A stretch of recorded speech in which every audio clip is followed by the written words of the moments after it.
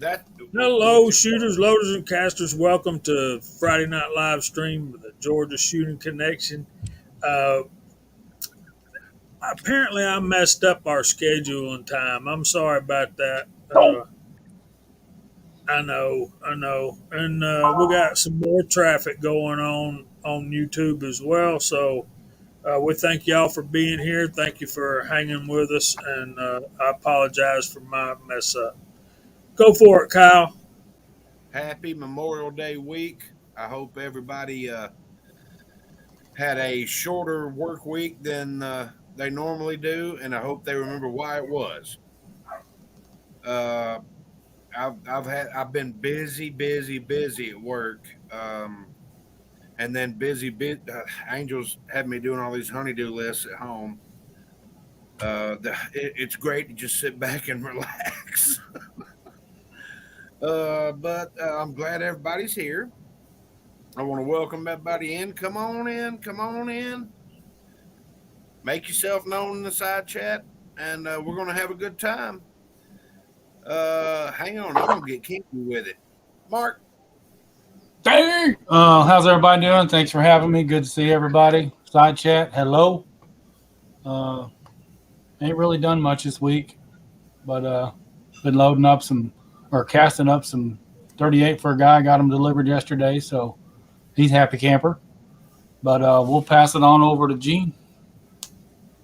Welcome back, my pupils. This is Gene coming to you with the Georgia Shooting Connection. That sounded so familiar. Scared me. Hey, everybody. Side chat. Good evening. Hope everybody's had a great long weekend. And, like was said, and remembered why we had it. Very important there. Just welcome to the show.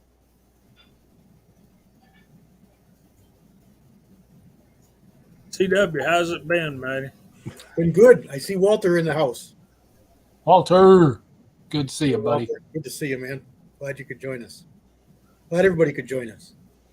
I had a kind of a busy week. I was doing a lot of casting and doing a lot of fun stuff, and I spit out a couple videos this week, and they all seem to dump today. So that's okay. Got some videos out there, and I got some more that are going to sprout from those. So hope to be doing those in the days to come. I've noticed that YouTube has been kind of weird the last week and a half.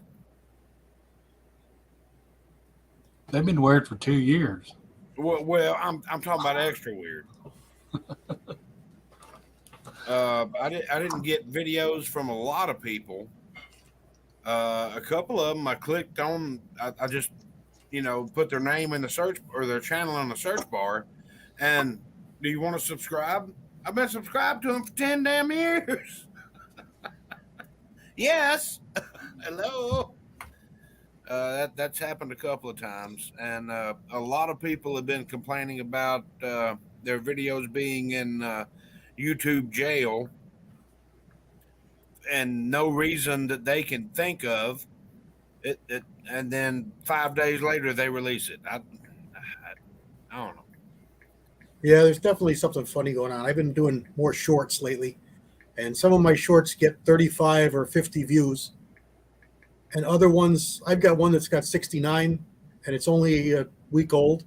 And that one I did in the Vice went to like 2,000 in no time. I did one on barrel crowning, and it's got literally like 7,000 views. So it's the little short videos are going gangbusters if you hit on a topic that carries. It's just no rhyme to reason. Peanut Gallery people rock. But I know it's not so much in the live chats. At least I haven't been able to do it. But if you go in a video, you're doing the comments of somebody's video, and you see somebody there that you think you're sub to, and you haven't heard nothing from them. If you click on them in the comments, it'll bring up their channel. And I've yet to see one that says I'm sub to, but sometimes they'll say I'm getting all videos. When I click subbed, it's already checked off all videos.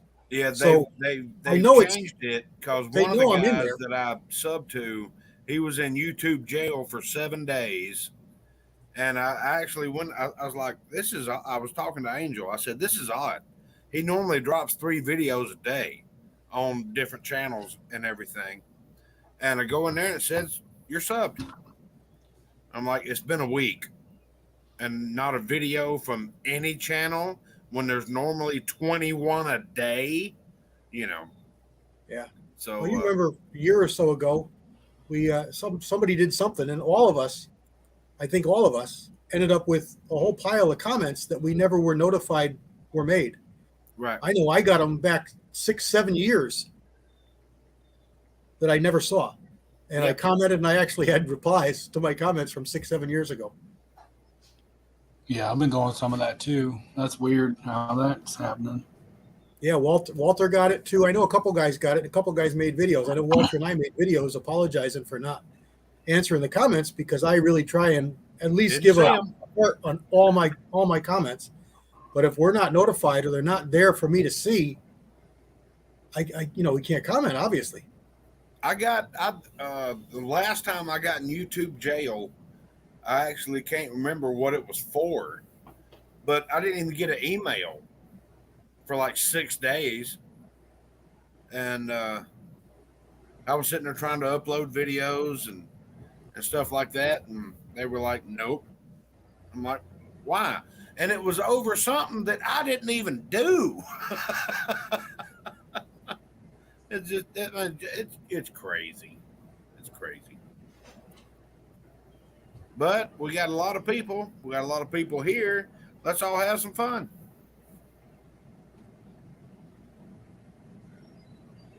So, Mr. Jamie, what are we talking about tonight? Hey, Jason Stewart. Uh, I'll say it again. I messed up the schedule and time. Sorry for any confusion or misunderstanding, but I got a video up today. I think CW wanted to talk a little bit about revolvers and particularly optics on revolvers. He's got that video posted up on Rumble, and I encourage y'all to go watch his. My new video's up on Rumble. I know y'all thinking Jamie did a video. Yeah, I know. And Cranky had a good topic, except for we don't generally do politics. But I watched the speech he was talking about, and after about, I would say, 2 minutes and 20 seconds, I was rolling in the floor. You made it more than me, man. I made it to like 52 seconds, and I was like, I'm done. I know, Cranky. I know, and yeah. Anyway, let's roll on, guys. Come on. What we got? I'm interested in optics on revolvers for reasons. Like that one right there. Yeah, kind of, Fuzz. We're all getting older every day, and if the Lord blesses us to live long enough. Fuzz, my brother, you wouldn't know a room full of old men if you wheeled yourself in there in a wheelchair. But I love you anyway, brother. 6-shooter Texan watched my video. Say hello, Fuzz. Thanks, 6-shooter. Man, and I gotta thank you. I'll be thanking him for that mold he made me from now That's on. a nice one. That's a real nice mold. It is, man. I'll be indebted to him for the rest of my natural newborn life. I've got another small topic that I'd like to ask the panel and the side chat about when CW gets done talking about his, which I'm really interested in his too.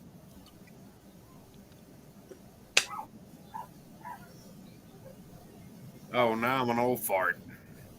I wish my dog would shut up. Is that your dog we hear? Yeah, I Where's the took other him one? for. I took That him Minnie? for. No, Blaze. This is a 60-pound pit bull that drags me down the road, and then I have to drag Yeah, him back. I made the comment when I was at Jamie's house. Who's walking who? Yeah, yeah. I kind of get that, Dave. We're going to go through the side chat in a little bit, but hey, Chris and Fuzz and Thor and everybody else, all our normals, we're glad y'all are here. This is why we do this, but we're going to wait for the glorification here in a little bit. You guys are awesome. We had 54 on last week. I think was our top number. And even when we were saying our outros and saying goodnight, we still had 45 on. You guys are just, y'all are so much better to us than we deserve. That's for sure. Exactly. Amen, brother. So we need to talk about what we did shooting and gun related this week. What did y'all do? I went to the range and did some load development for my SIG P320 Spectra comp, and also some load development for a Walther PDP I've got, just to see what runs it. I took JP's advice. Sorry. So you're leaving your 45 alone? No. I'm still playing with it. We'll get into that. Yeah, I didn't take it to the range this week, but I had the range last week. I think Dave's concerned that we talk about revolvers every single week, but it's just who I am. I'm sorry. I do have semi-autos as well, but I'm a 1911 guy. We can talk about them all day long, but I enjoy talking about revolvers because, you can have all kinds of fun.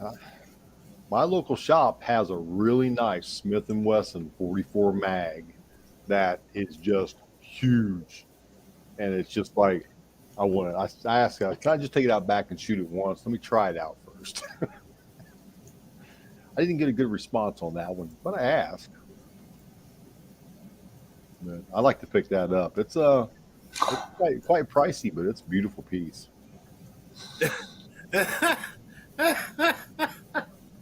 My own thoughts on that are all these 9mm fanboys who tell how powerful it is. The antis have heard you and they believe you.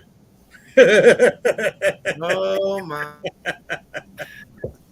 We're not even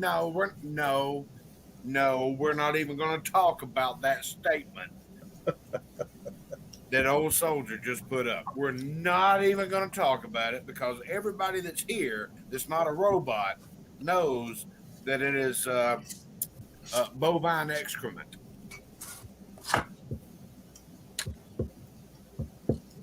And he knows it too, which is why he made the comment. I love you, brother. y'all blowing me up. I know it. And Hell, I Jason, can't read fast enough. I ain't even got my glasses on. Jason Stewart. you might He's want to talk. He's looking for low data for the lung busters. You can talk to CW about that. I'm sure he's got plenty of literature on that. Yeah. What, on lung blowing out 9mm? Yes. Well, it depends on how you make them. And if you make the bullets soft enough and you load them hot enough, it may happen, and shoot them out of a cannon. Yeah. Here you go, 6-shooter. I just got to get to the range. Those are my first hand loads. They're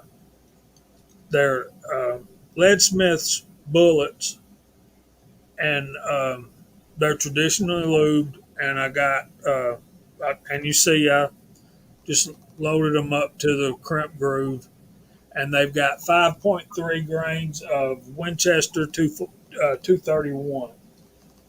So I'm anxious to get to the range. I hope he did a video text on I that. saw his video on what did he just do? The mold, right? He just did one test fire in the mold, shooting the contender.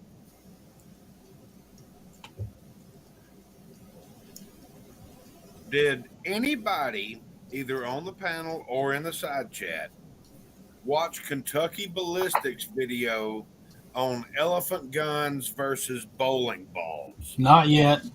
Yep. He has a lot of fun, don't he? Oh man. I bet he's still out there cleaning up that damn range. Yeah. That was it. They did him and his dad did a very good job with that video. It was very funny. It was very entertaining. It was very, shared some knowledge. And I don't know that I want to buy any of those guns because it looks like it hurt to shoot them. Hey, he's spending some money on videos, but he makes a really enjoyable, entertaining, I should say. He does. That 700 Magnum, I forget what it was. It's $100 a shot. Yeah. Oh my gosh! Woo. I've seen that. Miss Kitty is here. Video. It was a great video. They did a great job on it. Yeah, he brings some stuff out that's just like, where do you find this stuff? Where'd you find the ammo at? Right? Yeah. Yeah. I guess he whittled it out of wheat in his backyard in the spare time or something. But $100 a shot for that 700. What was it? Nitro Magnum. Nitro Express. Yeah, 700 Nitro Express. Yeah. Holy crap. I mean, I was amazed at a 50 cal. The first time I ever held one of them, I'm like, ooh, this is cool. I can't imagine shooting that, especially in a non-semi-automatic platform. All right, here we go. What? You ready? Mario. Count it down. 2, 3. Hey. And we got Miss Kitty out there too. Hey, Miss Kitty. Miss Kitty, how you feeling? Heard you were a little under the weather. Dave can't stand that.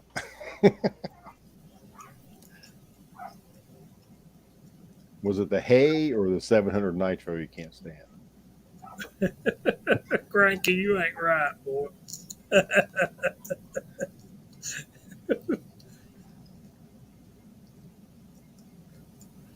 So that's where I'm at.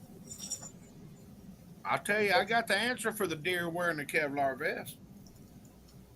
I mean, I've heard and read about there may be an answer for the armor-plated deer. Shoot them in the head. Well, Kyle, have you done anything reloading or gun related this week? I have, and I am proud to announce that I looked at my reloading bench on the back porch. Is it rusty? Starting to. I just got to find 17 people with strong backs and weak minds that are willing to pull it back into the damn reloading room. By the time he finds that, it's going to sink where it's at. Yeah, man, it's not going anywhere. I can't pick it up. Just, you know what? You got to build a shelter over it now. That's it. Just extend your room. Oh, no. It'd be much easier. It's another porch. Son of. Well, then you have to build a porch onto that porch so you still have your porch. I had to now, build a deck now out it the becomes your bedroom, back so I had a porch. place to put it. Well, it becomes your back porch, and then now you need another porch to sit I've on. already got a back porch. Where do you think I'm sitting? Well, you can't have too many porches. I've got a side deck, a back porch, a front porch, a driveway. So, I did a video about my new gun belt and holster. And of course, I've had the Mr. Holster. That's hard to say, ain't it, Gene? Took me a couple takes to make that video.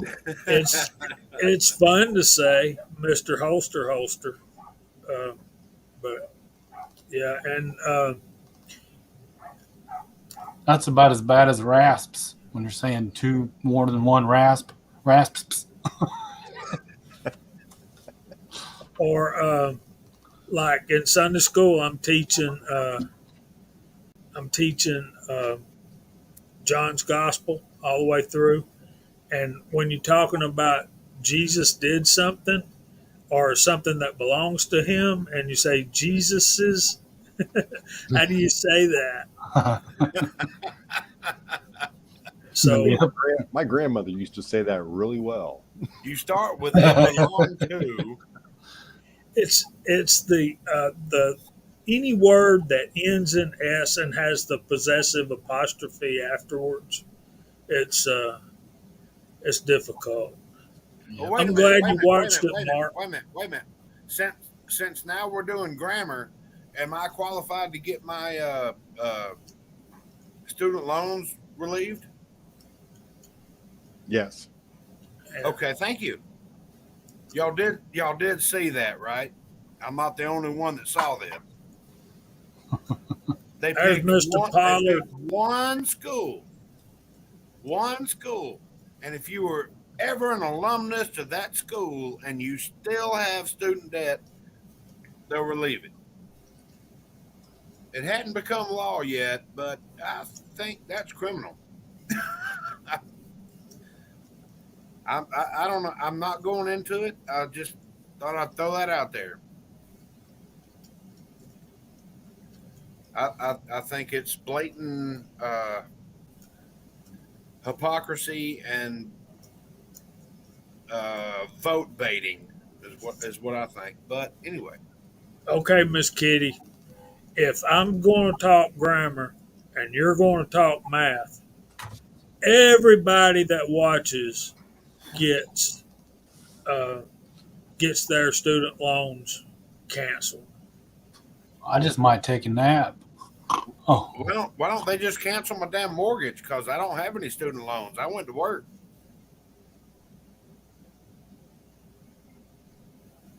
There you go, Biggie. Jesus's. Or we could say Now his. that's funny. That's funny. It is.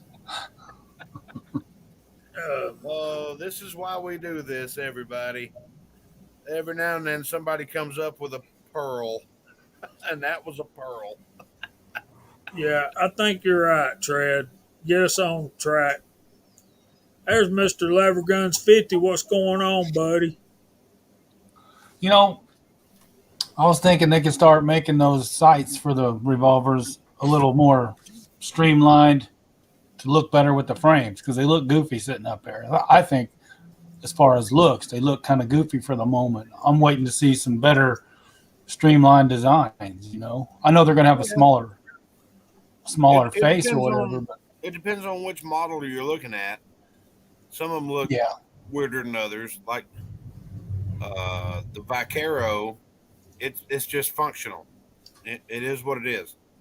There's no adjustments. There's no nothing. It is what it is. You know where it shoots or you don't. My Red Hawk, I almost want to say there's too much adjustment. The sights look clanky on the barrel and the receiver. They just look bulky and out of place, but they are functional.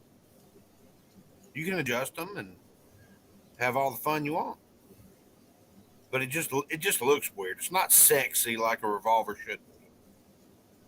I think they could be made to be that way though, if they fit. You know what I mean? I know they fit, but I mean just streamlined with the top straps are thinner, so these big old bulky optics are hanging off of them, which you kind of need it. But at the same time, I think we can start seeing some different stuff.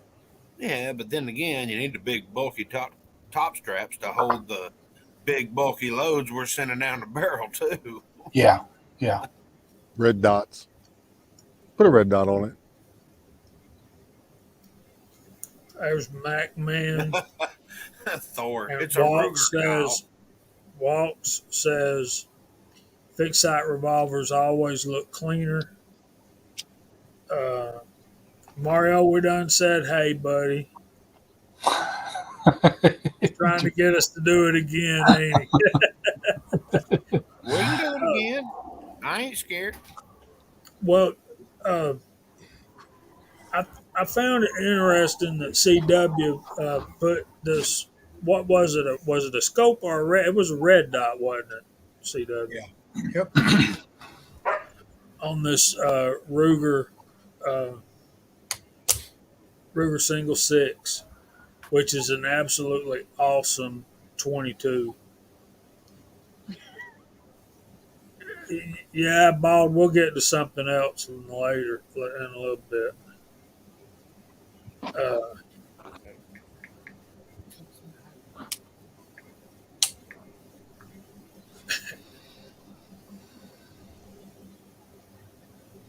Good Lord. Sure Jamie, is, Waltz. Sure is, Raj. That's hard to argue.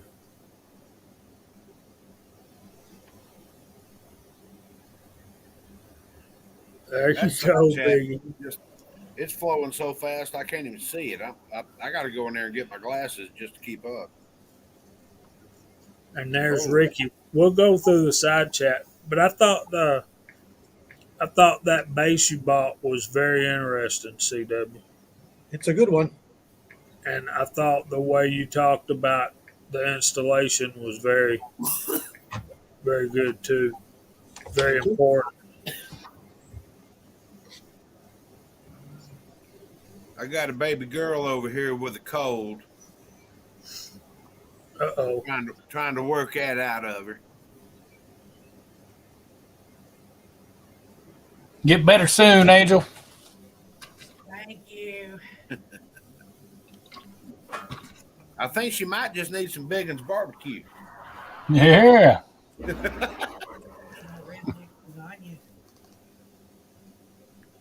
Gonna make my own barbecue tomorrow, and we'll see if that'll cure it. No, it's too hot for it. Mel's got a comment there. It's never too hot for barbecue, brother. Just send some up here, and I'll test it out for you. I can do that, Gene. Did you hear me, Jane? Don't FedEx still have dry ice? Yes, they do. There you go. Who's got a comment? CW? Bald and Curious? That one? Yeah. He obviously doesn't know what a Colt Model P is. Because a Colt Model P single action can be fired with all the springs broken. Just need a rock. One of the guys that I read about in one of the books that I'm reading right now, and I forget who it was, but it's somebody you've heard of, had a Colt single action Army, one of the original pre-war models, which is a Model P, if I'm not mistaken. He had his trigger welded to the back of the trigger guard, so it was welded. Probably close wired. all the Probably time. wired, but yeah. Tied back. So basically, Fan action only. or thumb it. Yep. Did it with shotguns too. Hammered shotguns. Yeah. Wired the triggers back. That would be crazy. Yep. That's a little bit of a deterrent to walk in front. And yeah, you always had the hammer down on an empty cylinder, didn't you? Always.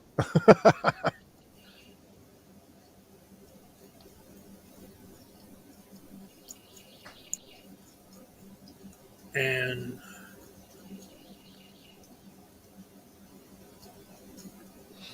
let me go back and find his previous comment.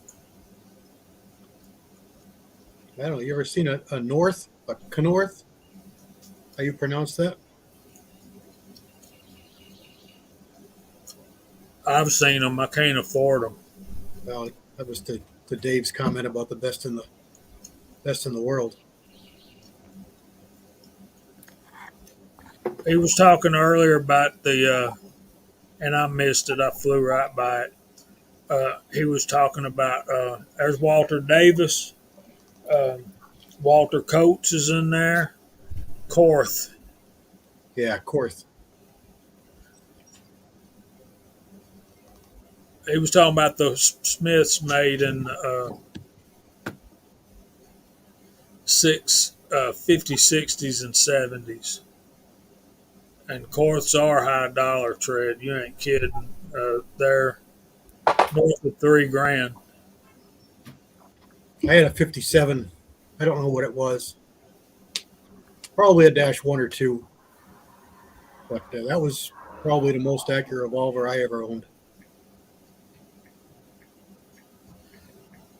Say that again. Smith 57. But 41 Magnums always seem to be super accurate for whatever reason. Their later production, they came to be in 64. So they haven't been around that long in the world of firearms, and they were never fudged with. They just they are what they are, and they generally shoot really good. I'm looking at the price of them right now. Wow. Yeah, I mean, I can buy an open major race gun for that. Custom built. $5,200. I've seen those too, Biggie. I can't say it, but Big Al, my Glock would like to say a few words. My other favorite gun shop has a pink Glock. It's got all kinds of engraving on it. Oh my god! yeah. Mine's got one too. I took a picture of it. I sent it to Jason. Oh, Have you guys seen the glitter Glocks? oh Lord! Those are done. Those are actually come to fruition in where I live at in Lima.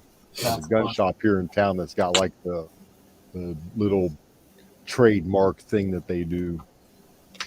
Their case is full of them. They're obnoxious. Yeah. All right, I want to go through the side chat right now. We've already been on here more than 30 minutes, and then we'll get to optics on revolvers if y'all want to. So we got Cranky out there, uh, Vanessa Kitty, GGW, Tactical Fud. Mr. Leadsmith has just joined the panel. What's up, my brother? How's it going, guys? Good to see you. Hey, Austin. Hey, Austin. CW, Mark. Hello, hello. Good evening, sir. Good evening to y'all. So we're going through the side chat, and I'll be right back with y'all. So we got Big Al, Tread, CW, Big E, Paul Loud, Cranky Cletus, Vanessa Kitty, GGW, Tactical Fud, Lead Bullet Junkie, Walks Fletcher, James Pugh, Abigail Finnegan. What's going on, lady? Uncle John's out there. Big E, Big Al, Tim S, Jason Stewart, Trees a blowing. How you doing, Trees? Good to see you out there. Thor's Axe, Vanessa Kitty, MCK Mock is in the side chat and on the panel. Tactical Fud, Treads out there.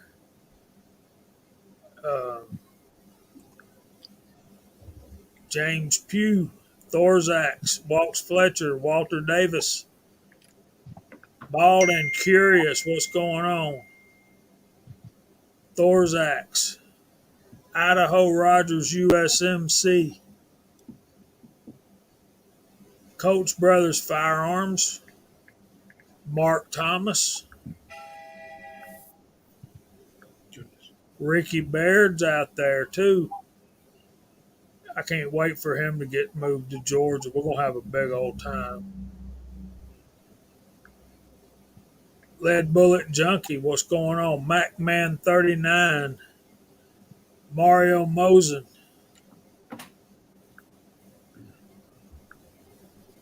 Walter Bunnings out there. Hope you're feeling better, Walter. Been praying for you, brother. Walks Fletcher, Mark Thomas, lever guns 50, 6-shooter Texan, Tactical Fudd, Cranky Cletus, Tread, James Pollard, what's up?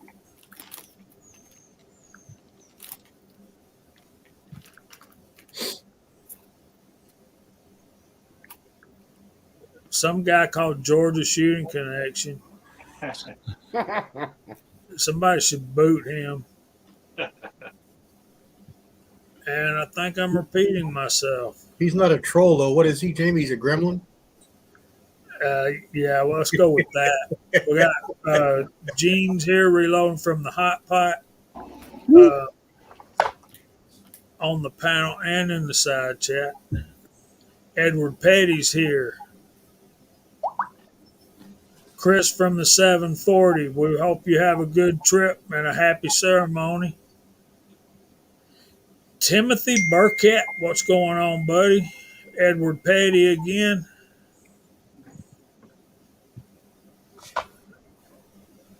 Cranky Cletus, Thoughts of an Old Soldier. Jason Stewart, 6-shooter Texan. Thorzax again. Old One Guy's out there. Bernie Sanchez is out there. Fuzz T-Fork 8.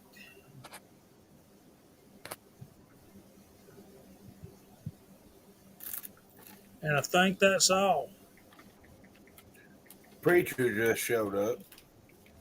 There's New Tex I Can. Preacher's Day Off is here. Preacher, how doing, sir? Big Al, did I say Big Al? I'm sure I did. And James Pugh.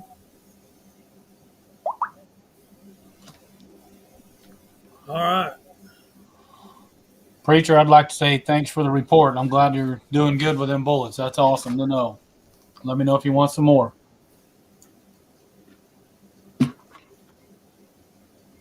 What'd you send him, Mock?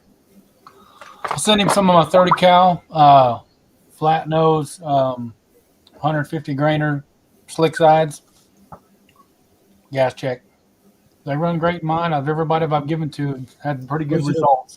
The Spitzers, the Well, it's flat point. It's a Spitzer flat point. yeah, it's got a me plat on it. It's You sent me some. You sent me some too. yeah, that's right. That's I right. haven't tried From them the yet. accurate mold. Sent I've some got to Austin down the way too, I think. I've got about six Haven't loaded and shot them yet. or so. Julio sent me some too. His are pointed, and then I've got a couple from another guy and a couple from another guy. Maybe I got like 8. They're all 140 to 160, 155 grains, and I want to do a shootout with them in the blackout in bolts and semis.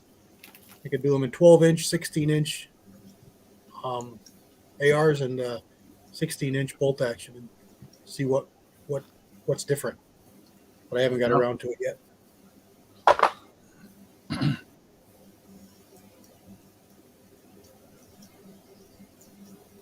I'm wondering, at what point in time, I'm sorry, I got a mouthful of chips or whatever you want to call them.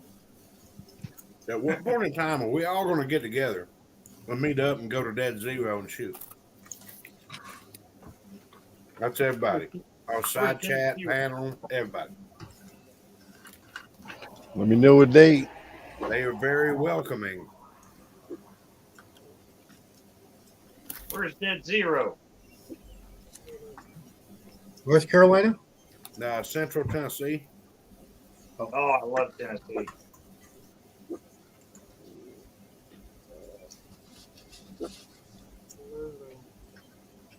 Let me know. I'll sell some plasma and get some money, gas money to get down there. I'll come get your ass, Gene. I went and picked up the Scotsman. I'll come get you. I ain't scared. I'll definitely save you some drive time over going to see Scotsman. We'll rotate and take naps.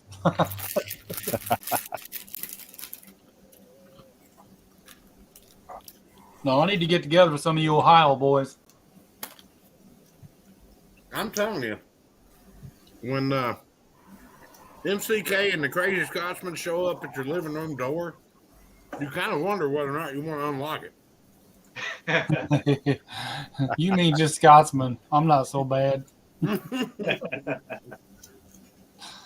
See There's that weed? DWD37. Brother, you know I'll unlock my door for y'all any night. Yeah, but you Tin can see that Man. weasel coming a mile away. You better call me in advance because you show up beating on it. First, you're going to have a German Shepherd up your butt, and then you're going to have me with the hog leg.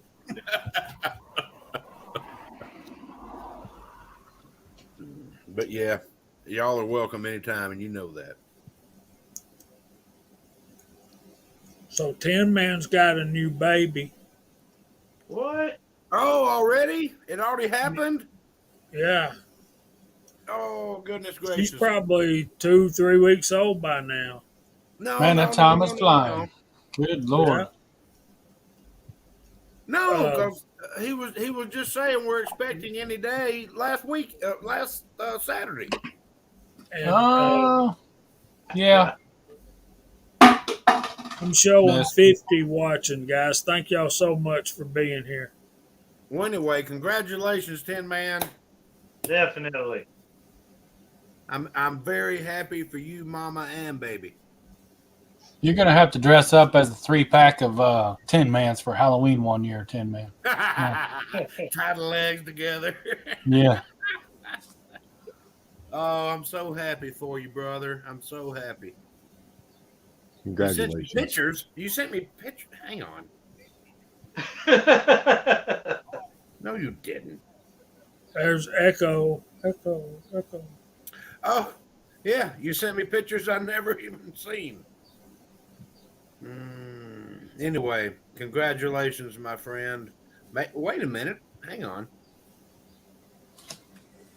I think I replied to that. I'm sorry, guys. Yep. Wee. He sent me a picture too.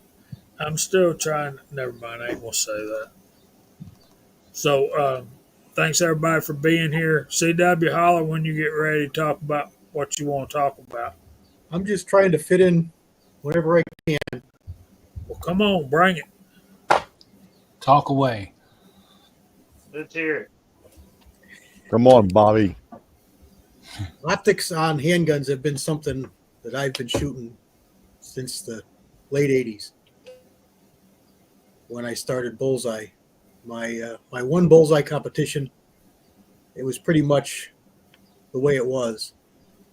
Back in those days, the guys were still shooting a lot of scopes over red dots, but Aimpoint was just coming on the scene.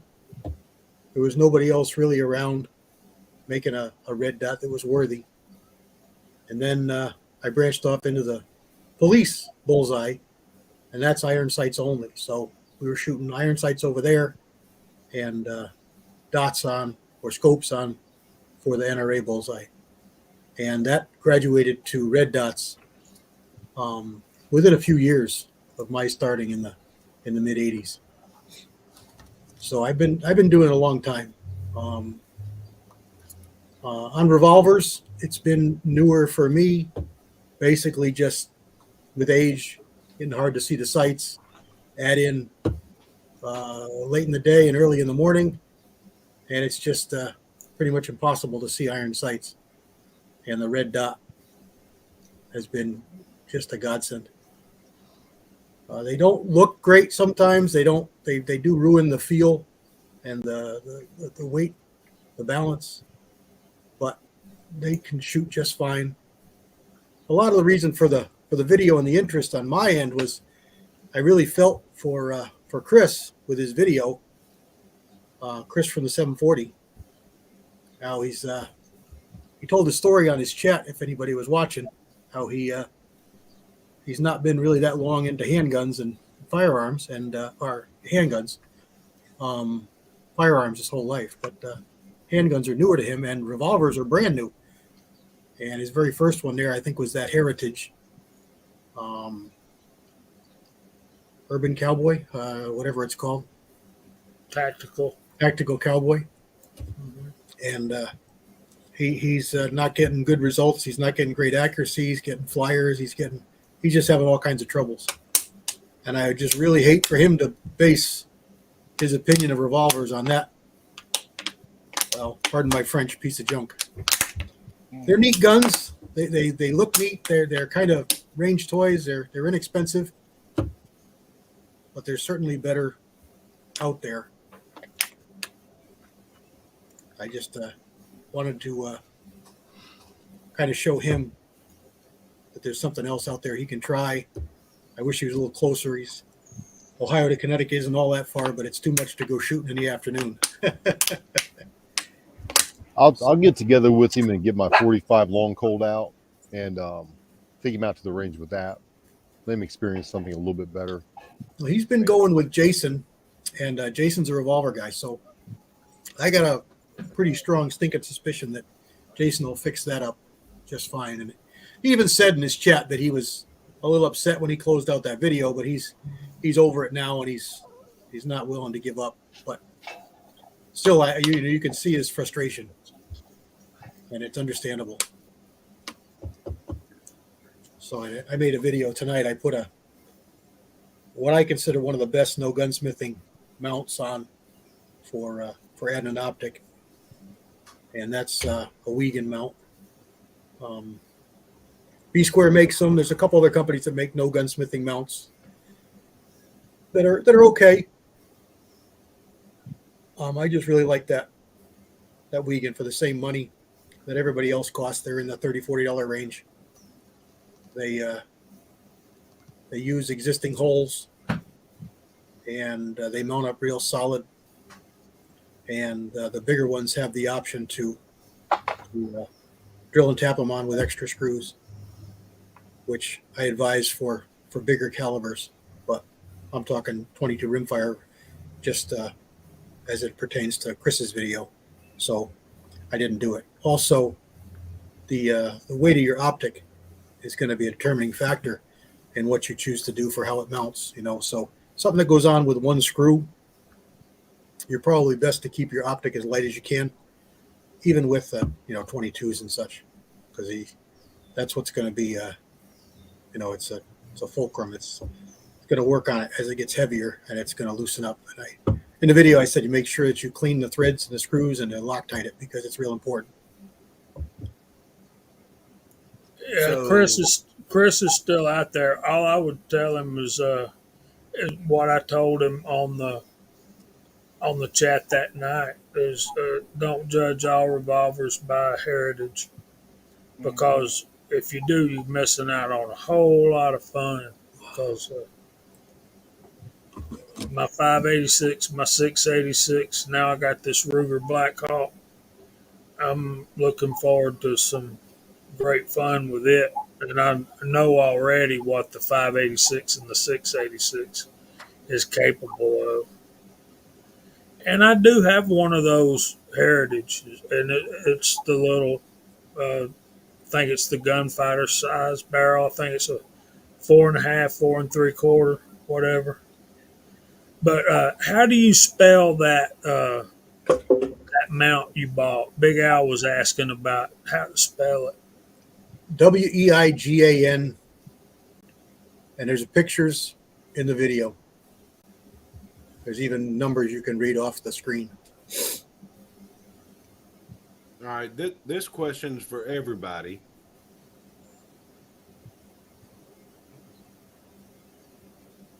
For optics. And I said, no, I don't think I need that. Now I want to put an optic on it. Thoughts? Give it a shot. Well, I mean, it's not drilled for the mount for the optic. I mean, I like gunsmith time or what? I like to tease the police guys when I shot with them, because they gave you got points for hitting the paper Bullseye, you're outside the scoring rings, you get nothing. Police, you got scored for hitting the paper. And also the target was a little bigger. So I could shoot some really screaming high scores with the police, just with the kind of the curve that they had worked in for the scores.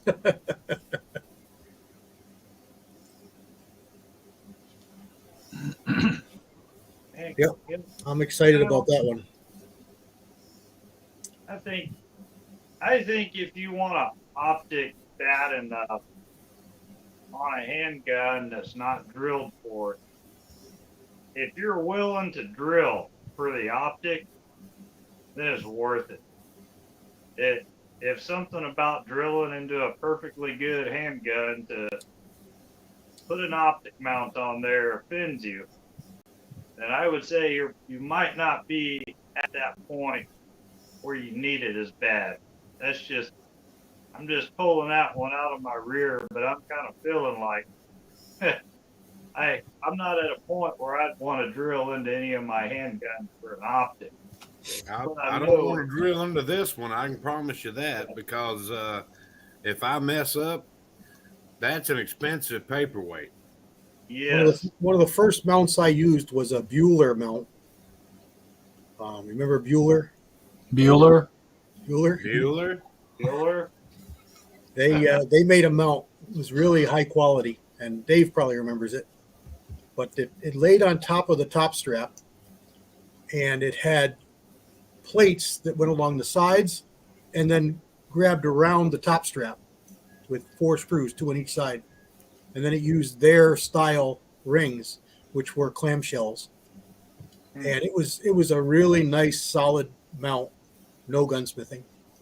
It worked really well. I didn't know which way I needed to go. I'm not drilling nothing. James Pollard will hook you up. If you have some of the newer Smiths, they're already drilled for a scope mount. If you take your rear sight off, there's holes underneath there already drilled and tapped. I know the Performance Center guns are. Yeah. You make it a joke, Cranky, but it does work. JB welding with threads. It really That's does. not happening. I've known guys who have glued on sights, and they hold up really well. Yeah, no. It holds spark plug in a V8. Honest to goodness, I would not lie to you. I wouldn't want to stake my life on it, but it's held up really well. Especially if you can get one threaded fastener in there. I didn't know if somebody made a jig or whatever. You know, drill this deep with a drill press, cut it to this pitch. Here's your mount. Now go get your scope. One day I got the idea I had to have a 358 a 357 Harriet. So I got one in a contender, and I was shooting it, and the scope came flying right off. So I figured I was a dumbass and didn't tighten the screws down.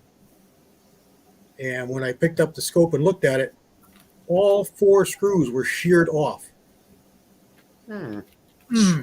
So I re-drilled it. They come with number 6 screws. Thompson Centers did not make a great mount. They should never be number 6 screws. Number 6 screws should be banned from firearms. They're awful. So I re-drilled it for number 8s. Well, a couple hundred rounds later, number 8s were loose. I couldn't keep them tight. So I removed all the bluing. I marked it where the base was, removed all the bluing, roughed it up with just some sandpaper to get a tooth to it, roughed up the bottom of the base, put new screws in it, and epoxy. I epoxied that base to the gun. Clean, you'd never know.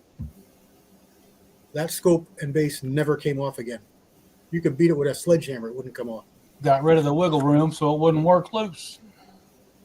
I'll back you up too, GCW, on the threads. A lot of guys probably know it, but clean them with alcohol before you run them in. With that right there's a barrier. Even the Loctite maybe work loose a little bit. Go ahead and clean them with the solvent and then run them in, because they cut them with that oil on the machines and they don't clean them. So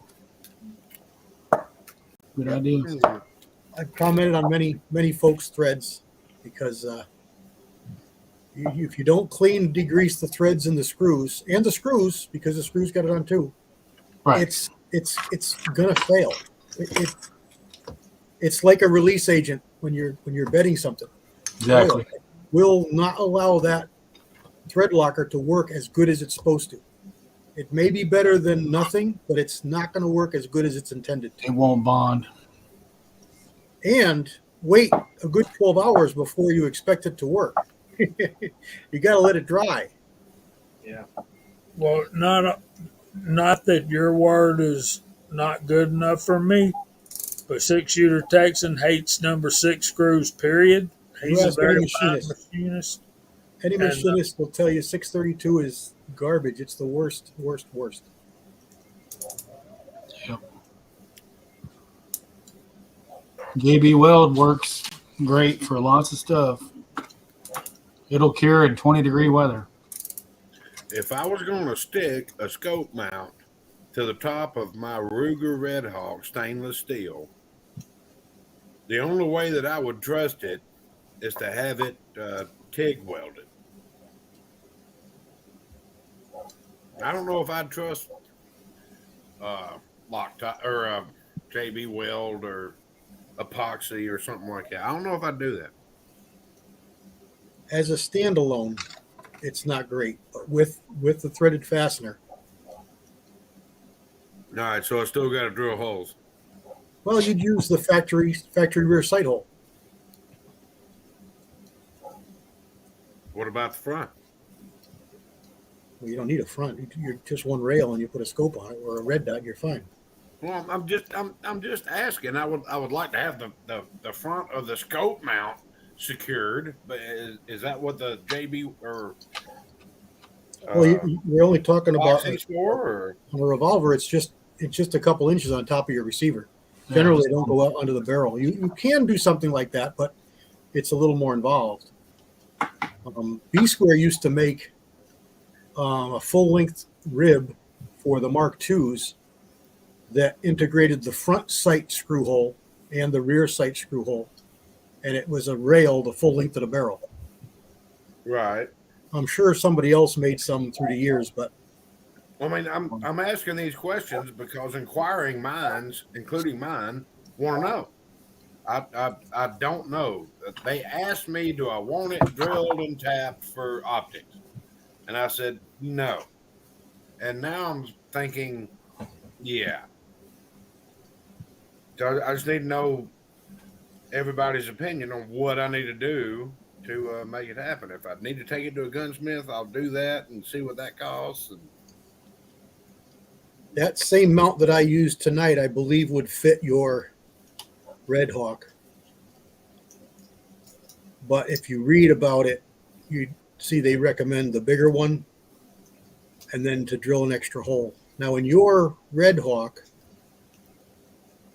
you'd be the same as me. I'm thinking Smith & Wesson. But on a Smith & Wesson, a lot of their rear sights use that really long spring, real long piece. right. So drilling and tapping one of them is not really such a big deal from a standpoint of ruining it, because you put the rear sight back in, you don't even see the hole. On a Ruger, you got a big flat place in front of the rear sight, so it would show a hole if you took it off and put the sights back on. I don't know. We can talk about this on a sidebar after the chat. That's fine, but I'm just scared to death about ruining a very high-priced revolver.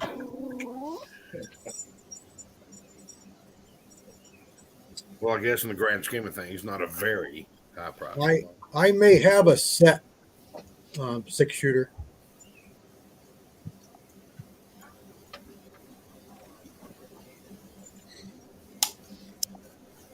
Hasbro needs scope recommendation for a Super Red Hawk 454 Casull. I had on all those big guns I had, the contenders were always Leopold M8 2Xs or the long eye relief 2 powers. They held up beautiful. I had a Burris 1 power on one of them. I had a 358 JDJ and a 357 Parrot. Those were big kickers, and it never has a problem.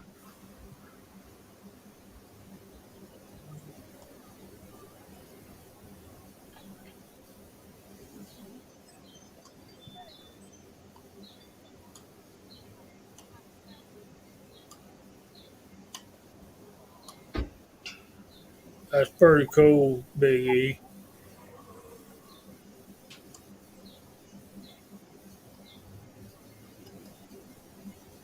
And Oh, that's you're a looking for aftermarket 6-shooter? Okay. I've got factory.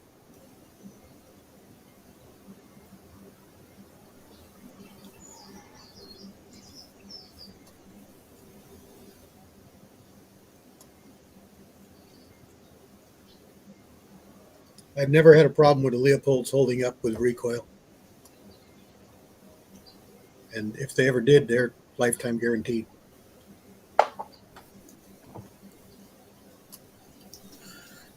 Are they still? I know they used to be. Somebody at one time said they changed it to a year or 3 years or 5 years or something.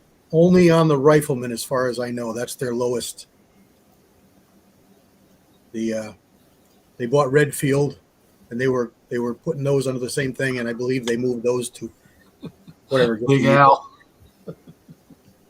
Birds, buddy. I'm hearing them too.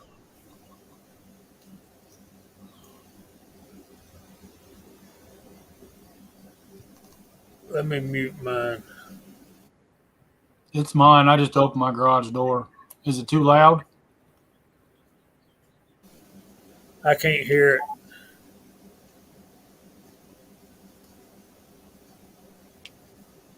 I don't hear it. Well, they stopped. Boston ceiling fan, maybe?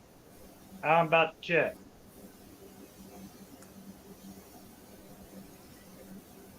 Nope, still hear it. GGW, that's a fine answer right there. My ceiling fan? No, GGW's comment.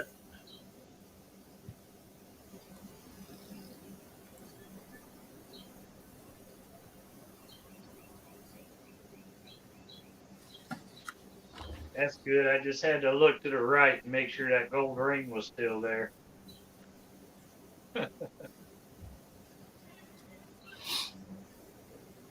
That's good to know.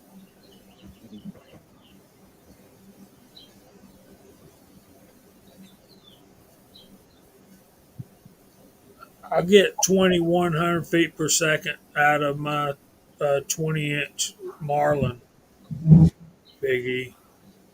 That's good enough. With some powders don't go that fast. I was shooting 180s in the maximum 21-inch at 2,100.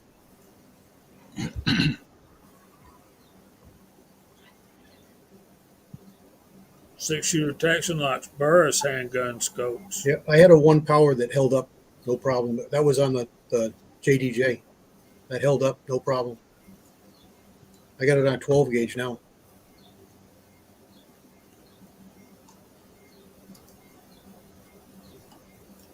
Congratulations, Walter. Congratulations, Walter. Nice. Excellent. I resemble that remark, Big Al. I adopted one myself. Did you really? A daughter or an Abigail?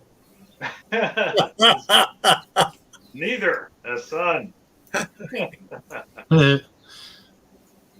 Yeah. This year is 8 years. He's been my son. He's 14 years old. That's awesome. Good deal. good friend of mine did that with a baby, and he's now Austin. His name is Austin, and Yeah. he's now 21, 22. Yeah, he just got his permit, so he's 22. Wow. Yep. That's cool. Hey, there's lots of kiddos out there that need some homes.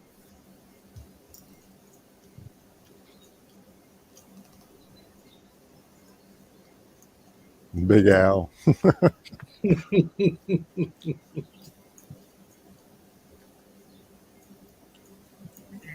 Yeah, I've had my issues with Burris's lifetime warranty, though. They're not as black and white as Leopold.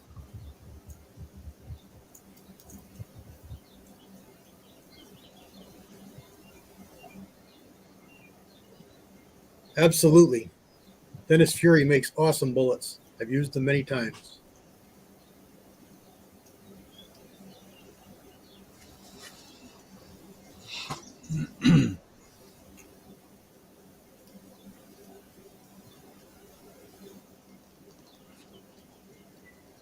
Okay, that brings me up to a story. One day at my local gun store, I was looking for a reasonably priced scope, I think to go on my 350 Legend AR, but I can't remember for sure. And he says, Jamie, we're selling the fire out of these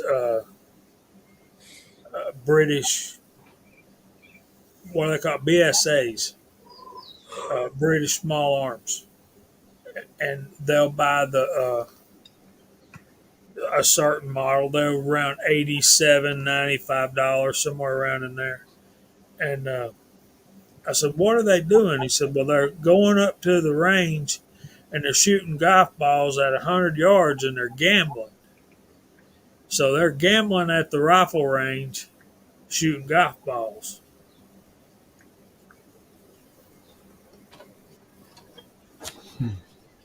Do tell, Waltz. We need to hear about this.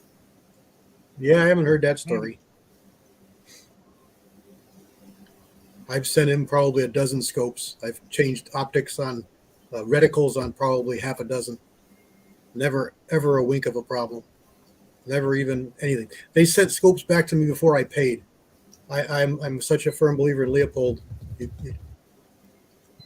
No, no problem with Leopold with me.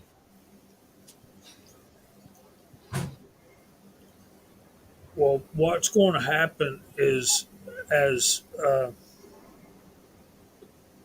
companies like Arkin, uh, Miopta, those kind of guys, TMS has a BSA on his 308. As they're offering these really high quality scopes at reasonable prices with lifetime warranties, the big guys are going to have to get in line.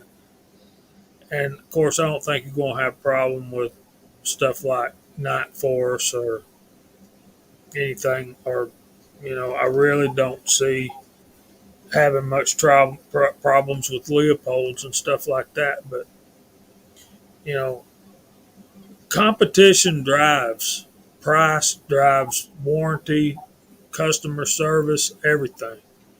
So I'm really liking my Arkin scope, and I waited a long time for it, but they're twice what me and Big Al paid. Now their price is going up. So we got Rebel up in here. Welcome in, buddy. So Kyle is really seriously thinking about putting a scope on his Red Hawk. Leadsmith, you're thinking about it as well.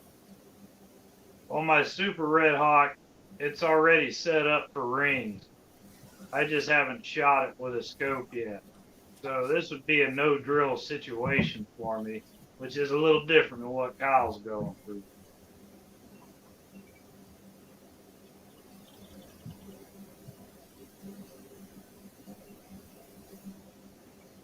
If I was going to do it, I would definitely have it professionally drilled. I would take it to a gunsmiths familiar with revolvers and have it done correctly. I agree. I would not chance it just taking it into my own machine shop or Joey's machine shop across the street. Nope. Well, that's fine if it gives you confidence, but it's just a threaded hole. Well, the familiarity, whether it's a machine shop or a gunsmith, I think the familiarity is the important on that, in my opinion. Yes, that's right. Yeah, I can do it. Oh, well, my bad. It's not center. I mean, you got to have some kind of jig to center everything. You know how it is. Just Don't bubba it up. don't bubba. Don't bubba I it bubba up. a 22, but it worked out. I wouldn't do it to a revolver, but I'll do a 22 receiver.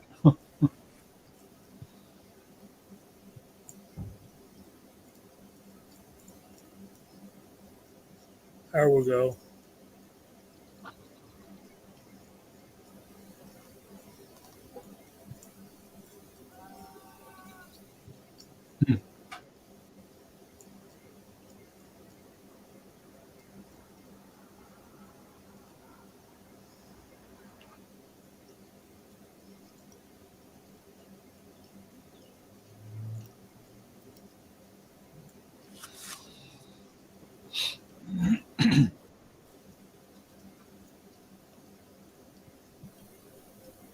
There you go. And Mike sells a bunch of these things, I'm sure.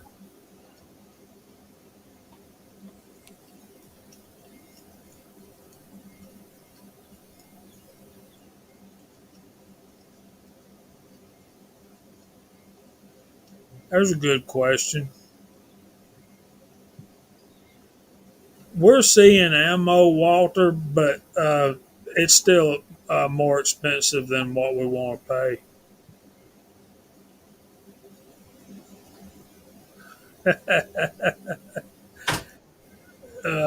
Yeah.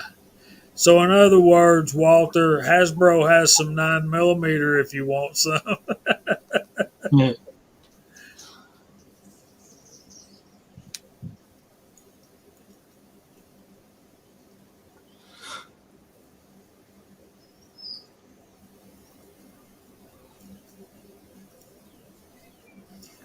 One thing I want to say about sights on these optics on revolvers or any gun, and it's something I've learned from hanging out with guys.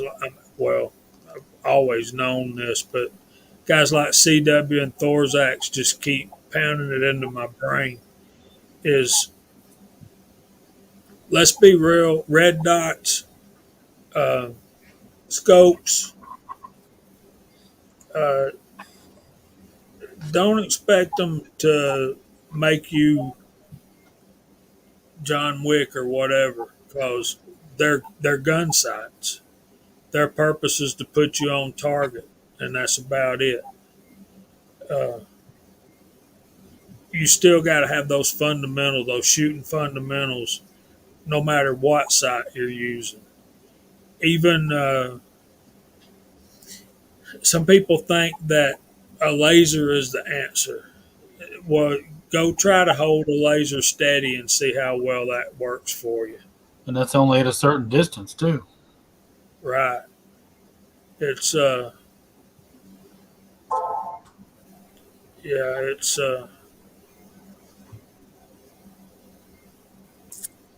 you still got to have those marksmanship fundamentals no matter what kind of sight you're using.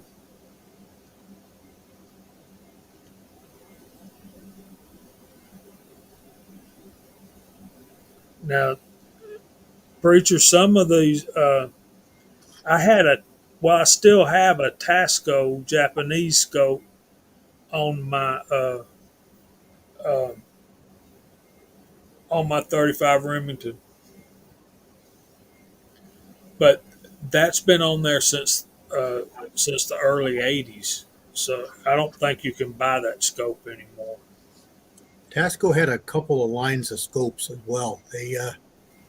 Their earlier lines were actually well respected today, but The one I'm thinking of was called a World Class, Tasco World Class, and they are unbelievable. They're really, really high quality.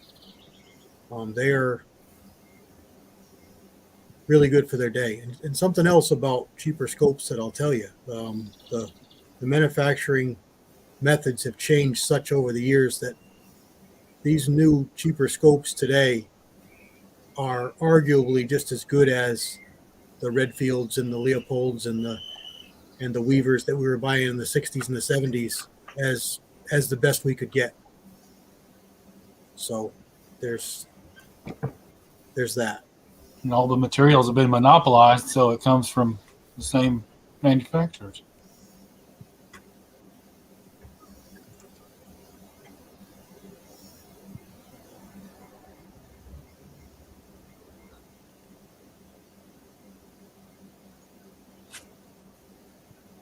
I understand, Abigail. And Walter, that's the problem we're all having right now is when you find primers, you don't want to pay what they're asking for them. I'm going to tell y'all guys, and y'all tell me what you think. That older Japanese glass, Yeah, it was pretty good. it was, I mean, it wasn't German Smith and Bender or anything like that quality, but for a working man, it was good enough. It was awful nice.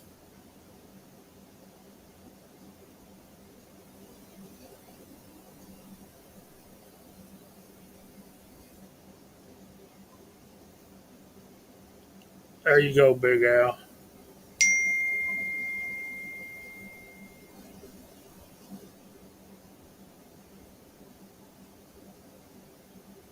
Look at that.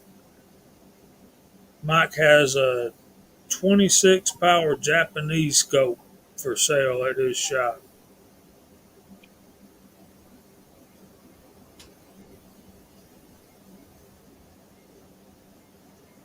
See, that right there, I think more important than what kind of sights you got is how good your trigger is,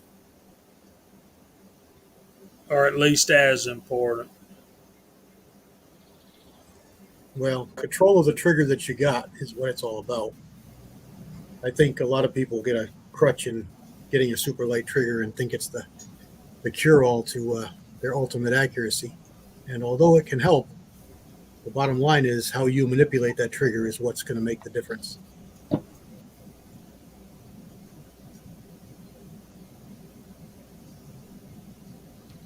Going back to the laser, someone had brought that up. I would kind of think that a laser would be helpful just as far as seeing how much your muzzle's moving when the trigger breaks before that shot lets off. As a training tool, yeah. Yes. That's the trick, ain't it?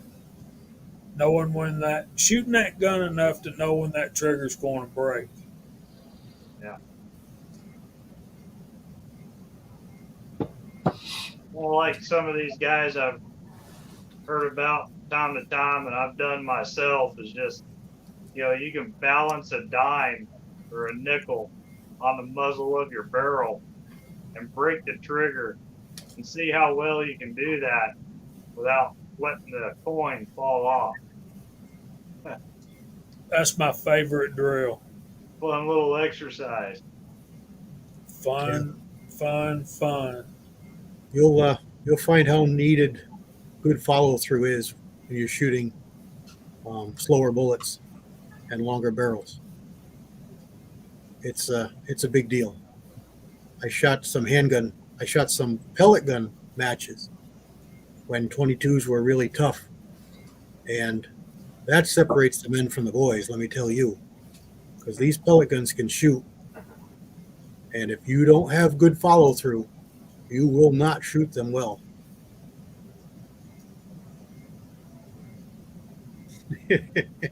Big Al. Big Al, just go to your drawer, reach way back in the back, grab one of them Morgan silver dollars you got hiding back there. Put that on the end of your revolver and work it double action. Nice. See how long it takes to fall off.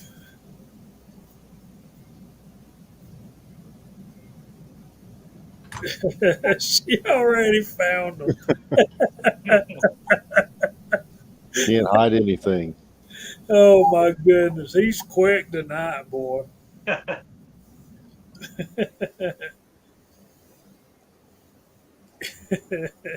His wife's doing well. He's starving. Big Al, I know you've heard that George Strait song, "Gotta Have an Ace in the Hole." To me, that means a folded up $100 bill stuck in my wallet where the wife can't find it. Mine's only been a 20 lately, but that's all right. Good night, preacher. Looking forward to that video, brother. All right. See you, preacher. Have a good night. I got to call him too.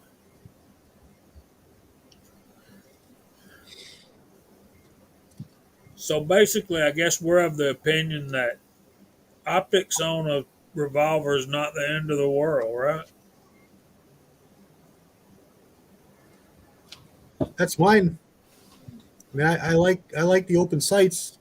I can still see them most of the time. Good light, but there's definitely a place for optics. Optics probably keep a lot of people shooting that wouldn't be able to shoot otherwise. There you go.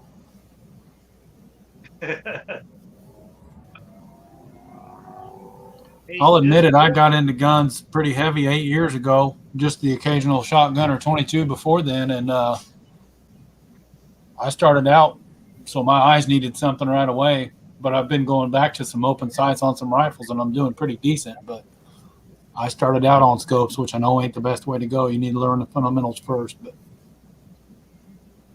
that's all right. Well, Smith & Wesson offers some really nice revolvers with optics.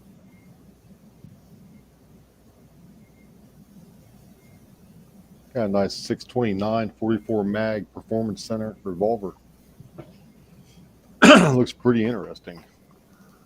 I guess earlier when I shared my opinion on how bulky some of the optics looked, I was more referring to a red dot, not the actual scope.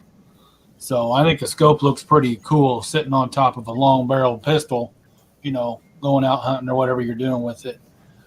But if they could come up with some neater designs, some slicker looking stuff for, you know, the revolver red dots, I'd be more attracted to them. So just kind of look.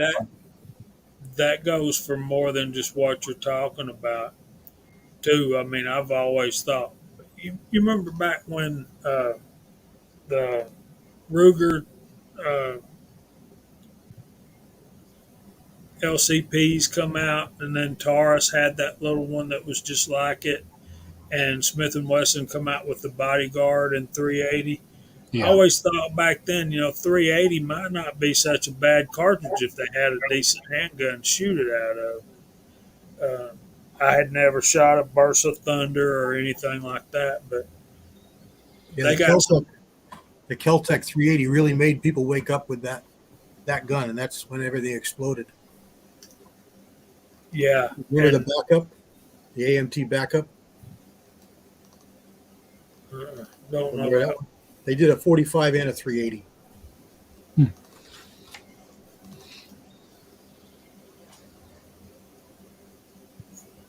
But so many companies are making really nice 380s now.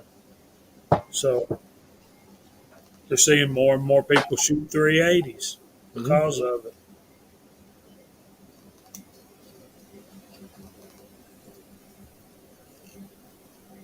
The popular cartridge. Yeah. I tried the Keltec 32 for a while, then I got the 3AT that Tread just mentioned. even with new parts, I got aftermarket metal parts. I could never get used to that little bitty pistol in the hand. It is strange, really flat. And That and it was flippy. I could control the flippy part, but it just, yeah, I got rid of it again. Just couldn't get used to I it. like my my Max, Ruger LCP Max. That's a little bit bigger frame. That's a little bigger than the that a lot. Caltech. Yeah. I need to do more videos. Those were some pretty popular videos I had on my channel, and it shoots really good. It's really accurate. I could keep my shots on a 3/4 size silhouette at 50 yards, and that's not what that gun's made for. So that was pretty good.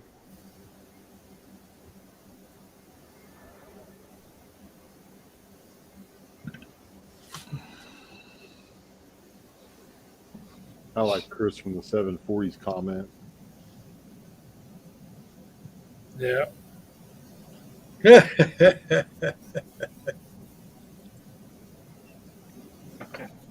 I had one of them for about a week. I don't even think I shot it. I was looking for the curve. I wanted to try a curve, and they didn't have it. They had that bodyguard came in with I think it had a laser on it from the factory, used, and I bought it, and they called me back about a week later and said that they've got a customer that's really looking for this pistol. They can't find one anywhere. Would I be willing to sell mine, the one they just bought? And I was friends with the guy. So I said, well, I'm looking for this. He said, oh, we got those in. I said, okay. I went down and traded, and I got what I wanted. And the other guy got the pistol he wanted. So I don't even think I shot it. Yeah. I love my little minis. I love my little minis. I call them pocket rockets.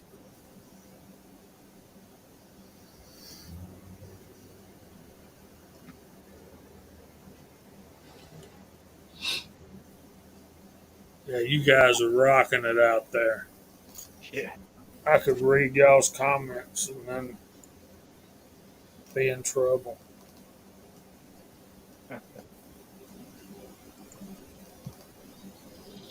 I think those Beretta 380s and 32s from the old Milsurp guns, I think those are pretty cool. I wouldn't mind having one of those. I had an 85 back in the day. I wanted an 84, but I couldn't. All I could get was an 85. 85 was a single stack, and 84 was a double stack. They were chunky though. They were like mini 92s.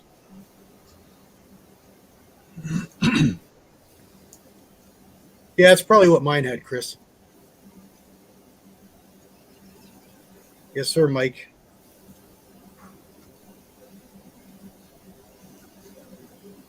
Those are great for poker players. Just saying.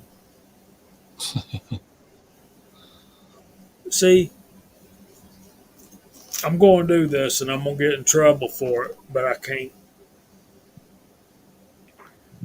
When the president was talking about that, I think about all of the cowboy movies I watched where they take up the guns at the sheriff's office before you can go in the bar and play poker or get a drink of whiskey or whatever. They would always turn those guns in, but all of the pros always had something else somewhere. And that just proves that when you outlaw guns, only outlaws are going to have guns, and they're going to run rampant over society. And that's our political commentary for this evening. Too much, right? Those were nice guns too. The Colt governments. They had that funky little lever that you had to throw to pull the slide off on the inside of the magazine. Is that kind of like the P89? Yeah, kind of, sort of. Okay. Yeah, kind of, sort of.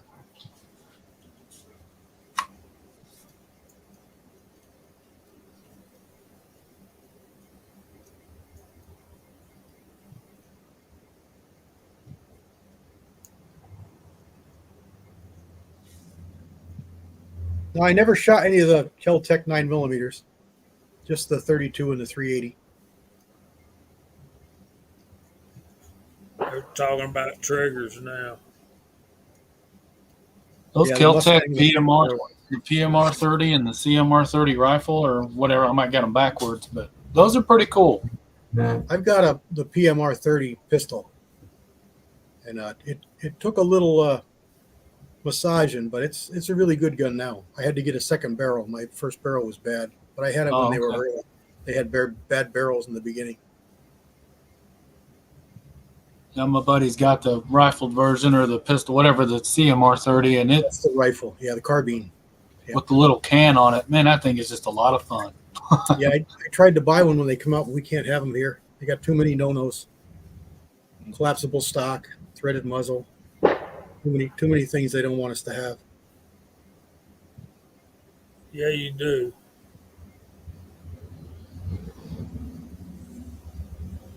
They did, Jason. You've been watching some of the same movies I have, right? Yeah. There's that Harley coming home.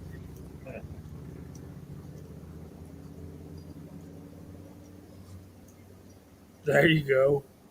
I was just reading that.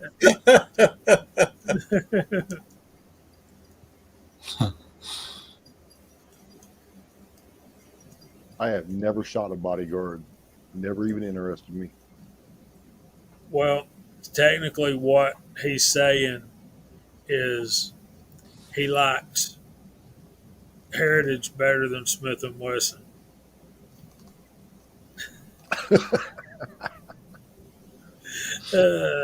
Not really. Blasphemy. Blasphemy. Okay, let's look at this comment right here.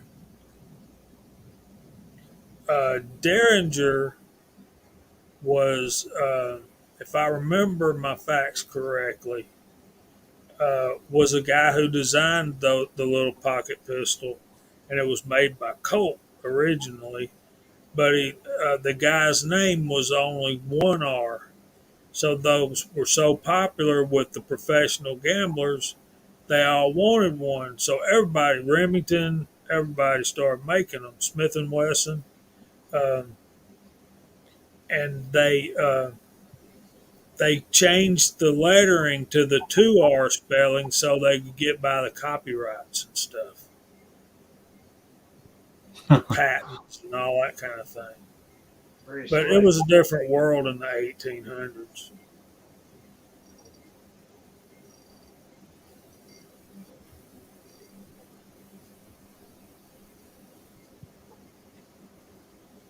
And Walks is right. Those Remingtons were good ones. Have y'all ever heard of, and this is going way back, and if y'all are interested, I might pull out some of my books and we'll start a segment on old guns. Have any of y'all ever heard of a gun company called Volcanic? Very short-lived. Very short-lived because they got What else? stood up by everybody else. And that action on that turned into the Henry lever action. You know, I was doing some homework today on revolvers, and I run across that Volcanic. Pretty cool little action, isn't it? Yeah. It's not a revolver though. It's a tube-fed pistol with a ring behind the trigger guard that works like a lever action, and then Who bought them out? Did Smith and Wesson buy them out? CW, wasn't it Smith? Um, or Colt, one or the other. Pretty sure it was Smith and Wesson, and then Colt, I think, bought. Maybe Colt did buy them, or maybe Colt bought the patents from Smith and Wesson and signed uh, Henry, a man named Henry, to develop that into a rifle. So yeah, yes, it was a two-handed gun and 6 shooter Texan. Way down there in Texas, you might know he'd have. Tread, I had one of them Freedom Arms 4-shot 22 mag revolvers, and I actually traded it for my first North American arms back in 1988. That's what happened. Walter's got it right. Henry bought the patent. Winchester bought Henry. Think about it. Winchester made some awful good stuff, but not too many of his engineers come up with their best selling stuff. A friend of mine just bought a Winchester 71. He drove 2 states away to get it. He's been a 348 fan for a while. We got two different stories going on here. Mike thinks, like I did, that Smith owned them first and sold them to Colt. But whoever Henry got the naming thing when they turned into rifles.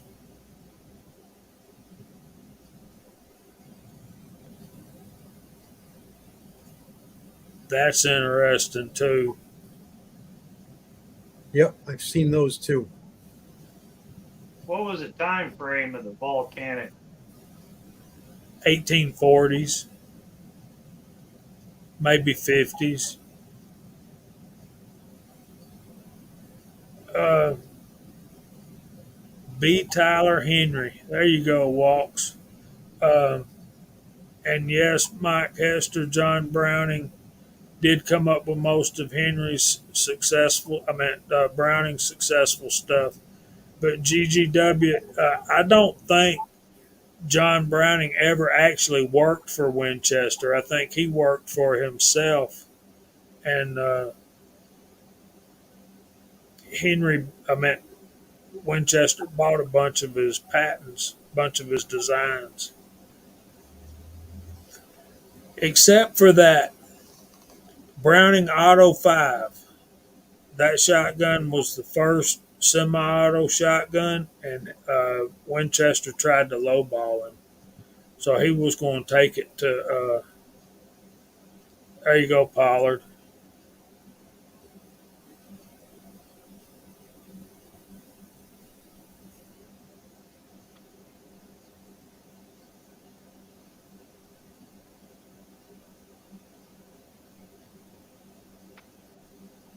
Yeah, there you go. Well, part of the reason that those little North American arms have such heavy triggers is the same reason a lot of Derringers have heavy triggers, because they have no trigger guard, and that trigger is out in the open, so they want them heavy for safety. But for what they're intended for, it's not a big deterrent. That caseless ammo was a trick. I ain't quite got it figured out, but basically the propellant's inside the bullet.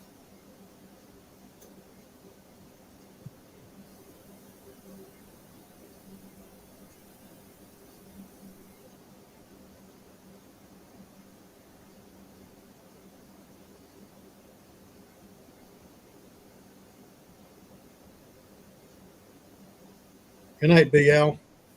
Night, Big Al. Al. Good to see you, buddy.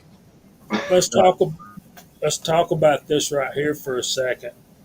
Uh, Winchester tried to lowball him on the A5, and he sold out because he knew it was a great design, and they still make derivatives of that design to this day. And he had an appointment to talk to the president of Remington, and the president of Remington had a heart attack and died that morning before they had their meeting. And so when that happened, he took it to Belgium, and FN jumped all over it. Fabrique Nationale.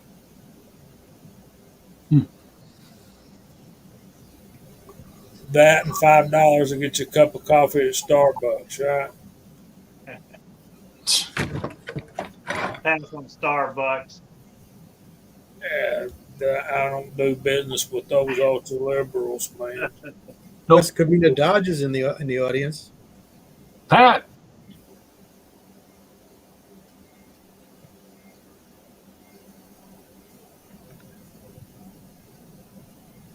Yeah, I think I've only tried Starbucks once, and that was just to see what the hype was about. After that, nah, nope. I hear you. Got a gift card in my stocking one year, a couple years ago, so I tried it, dumped it out the car window. Well, I got a gift card in my stocking one year for Christmas, and I think it was $10. So I went to Starbucks and looked at the menu and stuff like that, and I could have got about 4 cups of coffee for $10, or I could have put $3 more with it and gotten a pound of coffee to take home with me and use at home. There's Pat, West Covina. What's going on, my brother? So that's what I decided to do. Is I bought some of their coffee to take home.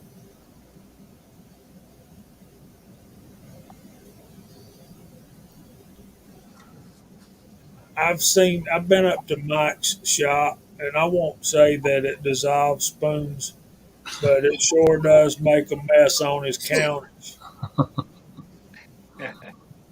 I think it eats through the bottom of the cups is what happens. I'm drinking neutered now. I went to decaf. Oh no! Why bother? Well, I get the jitters once in a while, more often than I should, and I'm good.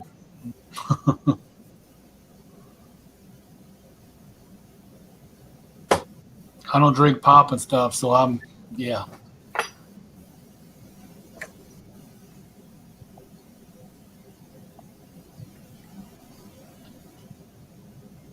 I miss it, but I just got the jitters. I couldn't do it no more. I'm done. I have soda now. It's like it's almost like a dessert or a treat, and I don't even drink a whole can. I'll open a can, and half of it goes in the refrigerator. Well, I do like, and I'll get a Coke or a Dr. Pepper with pizza. For some reason, pizza. it's just usually it's pizza. That's my treat, and that's I can't get a beer. Yep, and yeah. I made a lot of changes the last couple months. See, 6-shooter Texan, are they still selling that on the Reloaders Network? Andy gone too? That's good coffee. Yeah, I hadn't seen Andy make a comment in quite a while. Good night, buddy. Yeah, good night, Andy. I haven't seen him. Andy.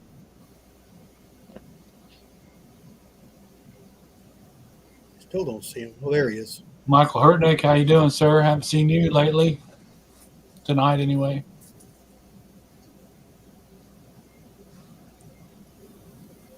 Thanks, Tread. I do remember that. And Mike, he tried to take it home with him to California, and they made him throw it in the garbage. They wouldn't let him through customs with it. Wow. That made him so mad. Tread, thanks for the links, buddy.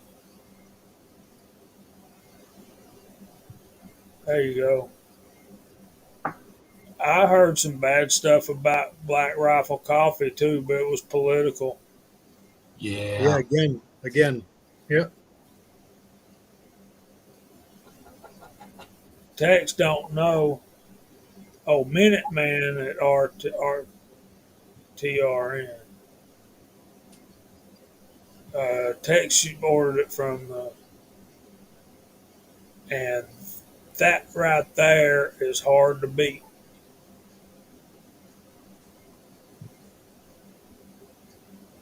Okay, if y'all will go to CW's Rumble, that's the link to his newest video, and I got my video up over there too, and it's also on the Reloaders network. I added the link to that video in my YouTube short as a pinned comment. So if you go in the comments, the link is in there too.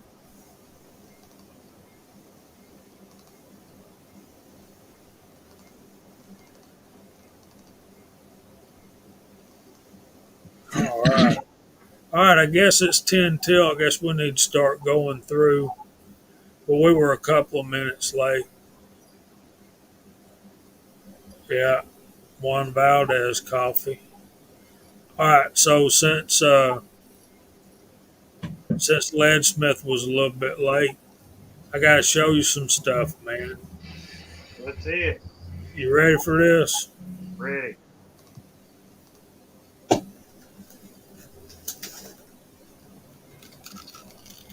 You want me to blow it up? Yeah, blow it up for me. Nice. Is that what Mark did for you? He did the belt and this cross draw holster. That's outstanding. And this is the Mr. Holster. Okay. And then we've got loops on the back. And that's part of what my video is about. Is that for your 44? Yes. Very nice. I've got, thanks to 6-shooter Texan and CW, I've got 4 44 molds now, and I still want the number. I'll go back and look in our emails and figure out the number of that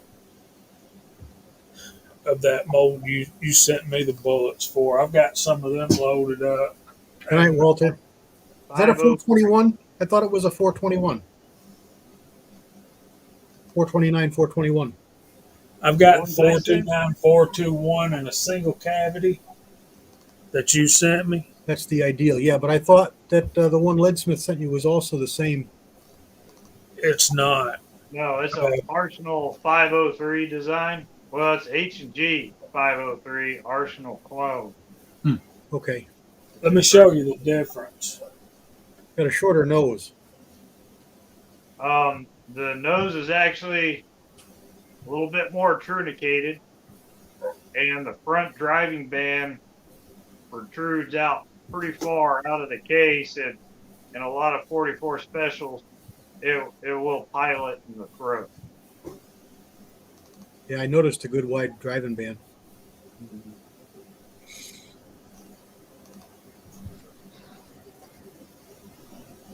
There you go. Yeah, the 3 driving bands are all supposed to be equal sizes. Can y'all see the? Yeah, Yep. That's a little better there. Yeah. Yeah. That front driving band on that one, Leadsmith, is awful cool, man. That was one of the things Elmer Keith had wanted in that bullet. Yep.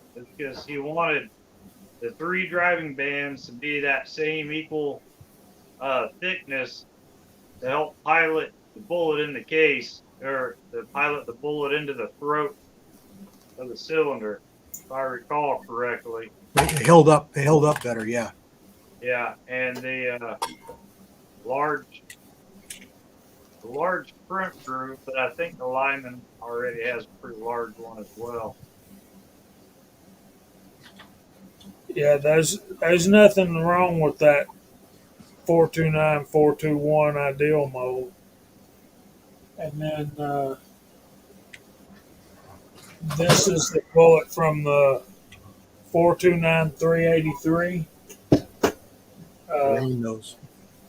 It's a round nose bullet. 246 grain round nose.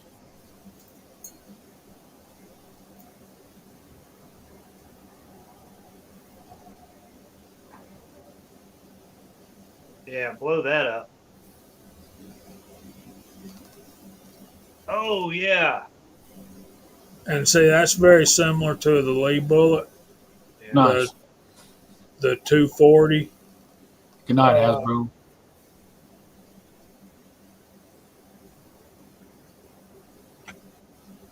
This one.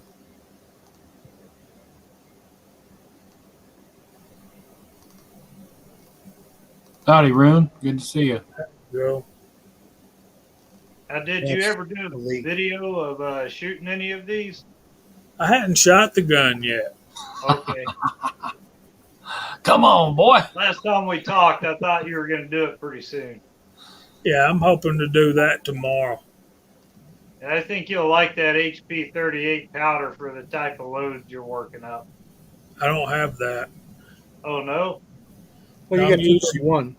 I'm using 231. Yeah, they're Oh. the same. Yeah. Are those the same? They're, as far as I know, they're identical. Cool.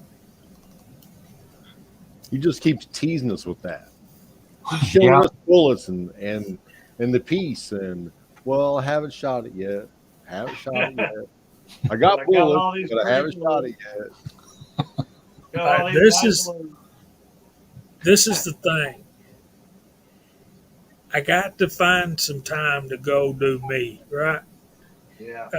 Every time Y finds out I got a day off, it's like, I need you to do this and I need you to do that. And I'm like, I need to be me every once in a while, right? Well, that's when you got to turn around and ask her, did you make an appointment? Because my book's already full. If you did not contact me before this time, I am very sorry, but my calendar is full. Yeah. Yeah, I hear you talking, Gene. You do half days at all, Jamie? No, I pretty much work all day, every day. Well, that's a good way to get time for you. Take a half day off. Yep. Or just take a whole day off, get up and leave early in the morning like I'm going to work. Yeah. That's kind of underrated, though. Well, you know, if you're not doing anything you shouldn't be doing, it's, you know, it is what it is. Other than misleading the missus. Yeah. Nobody say anything about misleading. You just don't say. You just don't say.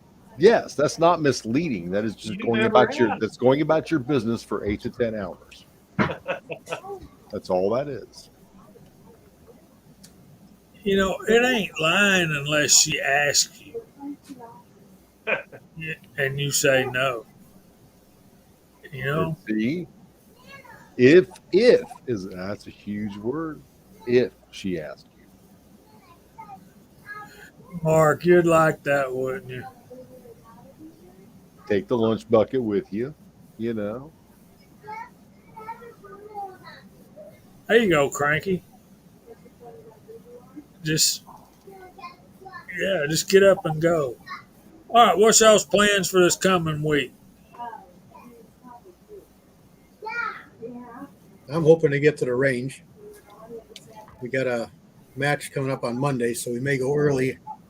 I don't know if I'll have time to do any video or anything, but I'd like to go early and shoot the 22s a little bit. See if I can squeak out a video for Chris.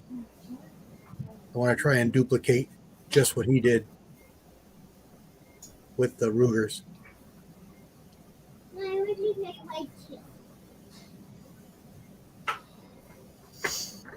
I think that's going to be cool, man. I'm gonna say hi to the boys.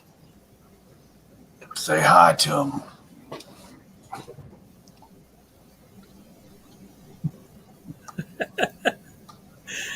James, you don't ask for much, do you? Let's do this. I'm too late. Sorry, Mock. I was trying. It's all good. She ran off. I hope you get some video 6-shooter Texan. I like watching those when I can Oh. find them and when I get time to get over there. Ronnie got a new 1911.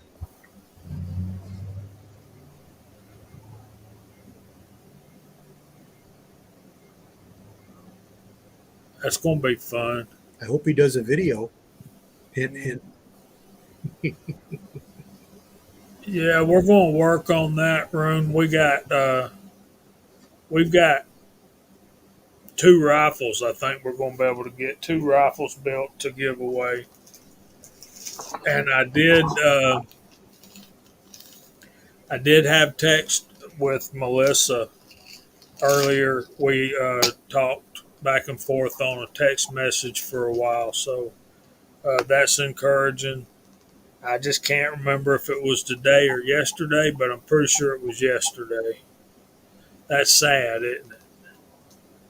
So we're going to be looking forward to CW shooting video. I'm going to try to go to the range and get a little footage and bring some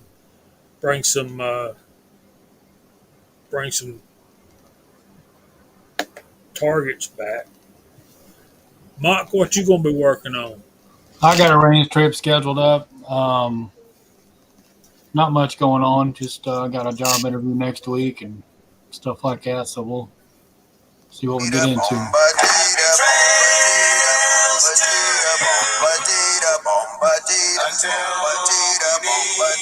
Okay, enough of that. I like that better than the last one.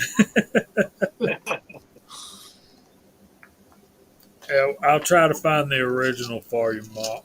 I did earlier. Yep. Thanks for being here, man. We really appreciate it. I guess Kyle, he sent me a text saying that his internet froze up, so we'll catch up with him next week.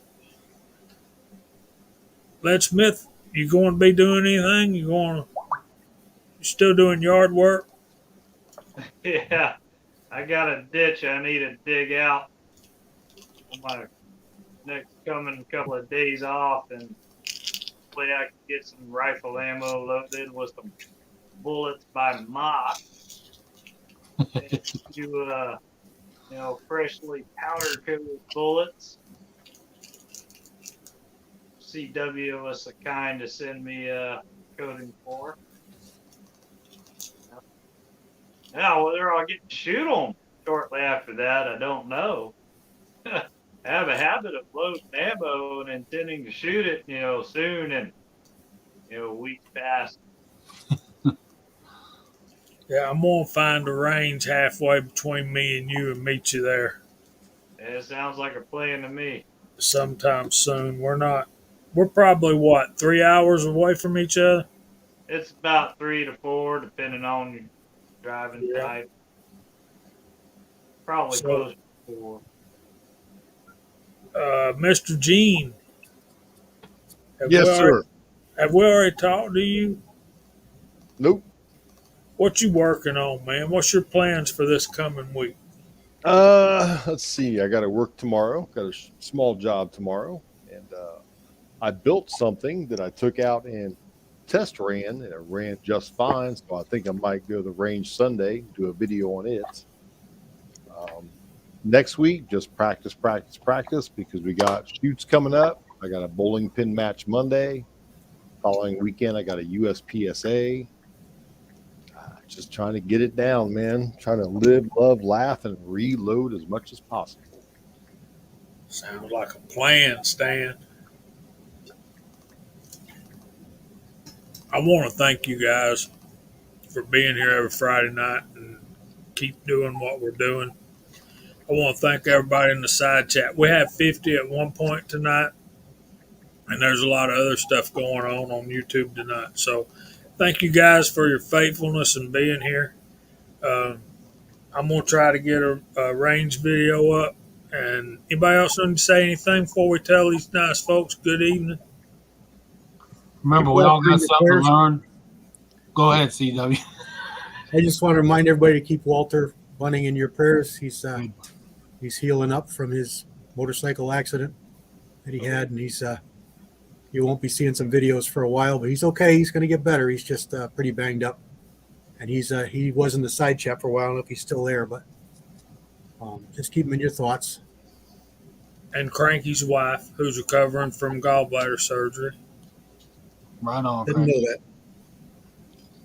Go ahead, Mark. I was just going to say, we all got something to learn, and we all got something to share, and every day is a good day for shooting.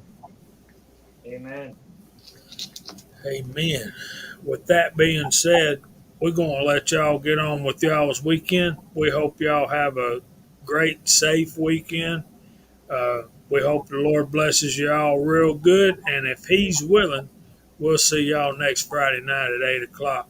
Say goodnight, y'all. God bless everyone. Bye, all. If I can make the thing quit.